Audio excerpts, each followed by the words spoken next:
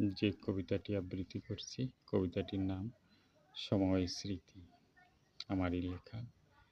তোমাকে আপন ভেবে যখন আসবো পাশে, ঠিক তার আগে আমাকে অনেক কষ্ট নিয়ে যেতে হলো অনেক দূরে। তোমাকে চেনা হয়নি আমার তোমায় কাছে পেয়ে, যেটুকু হয়নি চেনা সেই চেনাটা চিনব তোমার দৃষ্টি এড়িয়ে কিছুটা দূরে গিয়ে। মান অভিমান সব দূরে সরিয়ে তোমার পাশে না থেকে স্মৃতিগুলো আঁকড়ে থাকবো রাতের ঘরে নির্জন কক্ষের চার দেওয়ালে।